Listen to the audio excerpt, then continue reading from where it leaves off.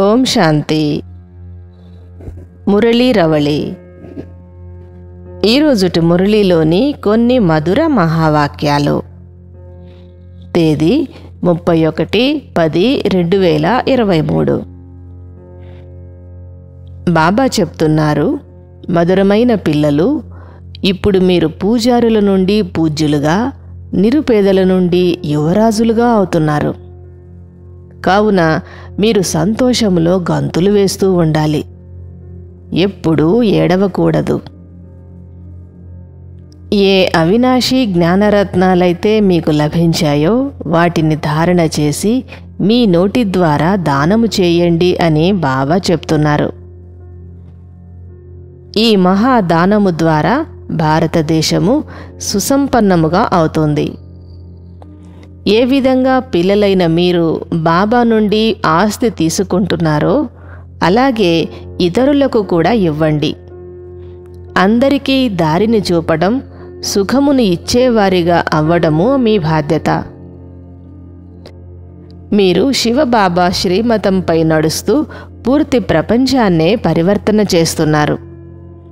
ఒక్క శివబాబా మతమునే శ్రీమతము అని అంటారు. బాబా శ్రేష్టాతి శ్రేష్టమైనవారు. సర్వశ్రేష్టమైన శ్రీమతాన్ని శ్రీకృష్ణుడు ఇవ్వలేరు. శ్రీకృష్ణుడిని తండ్రి అని అనటము కూడా శోభించదు. ఇది శ్రీ శ్రీ శివబాబా శ్రేష్టాతి శ్రేష్టమైన మతము. శివబాబా భారతదేశాన్ని మరలా పవిత్రముగా తయారు చేస్తున్నారు. భారతఖండమే ముఖ్యమైనది. ఎందుకంటే ఇది అనంతమైన తండ్రి జన్మస్థానము. శివబాబా పూర్తి ప్రపంచములోని మనుష్య మాతృలందరి తండ్రి, సర్వుల సద్గతిదాత. వారు జన్మించిన భారతదేశమే సర్వోత్తమమైన తీర్థస్థానము. ఇటువంటి ఉన్నతోన్నతమైన తీర్థస్థానము ఇంకేదీ లేదు.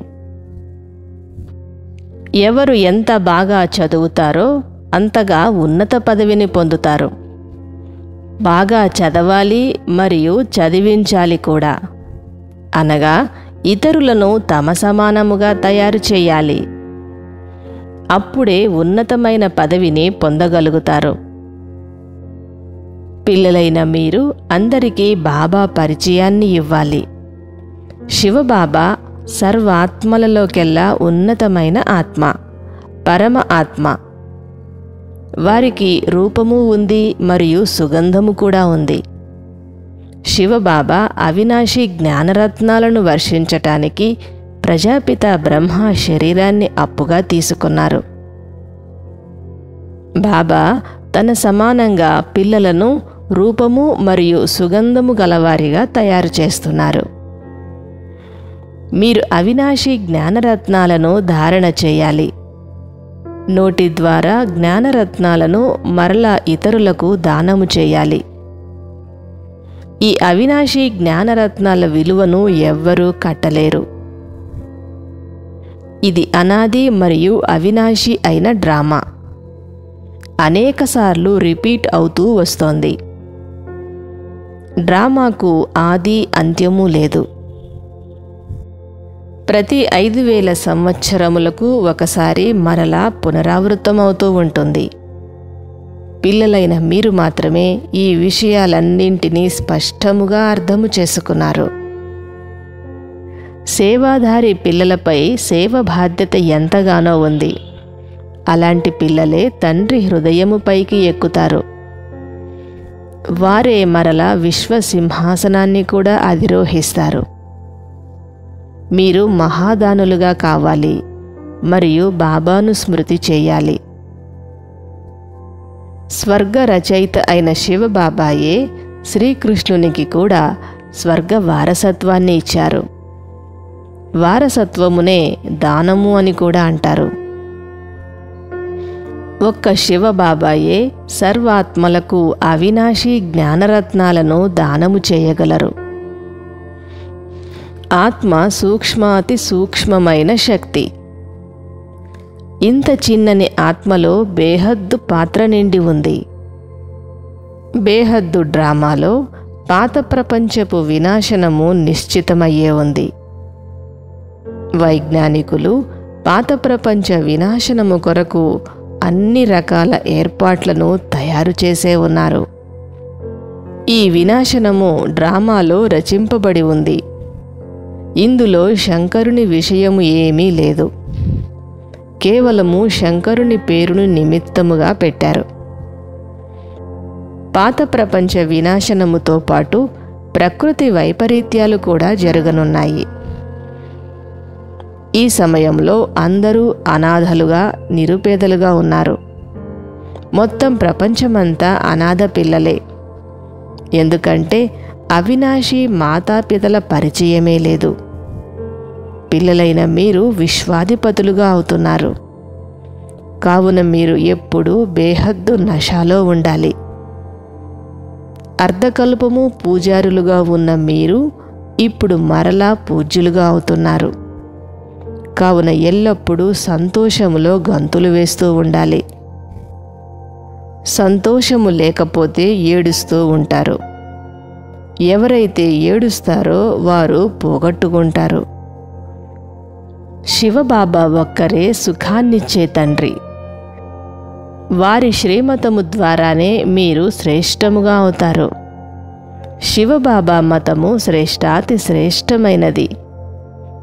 ఇది చాలా ఉన్నతమైన చదువు. పురుషార్థములో పైకి ఎక్కినట్లయితే వైకుంఠ రసాన్ని పొందుతారు.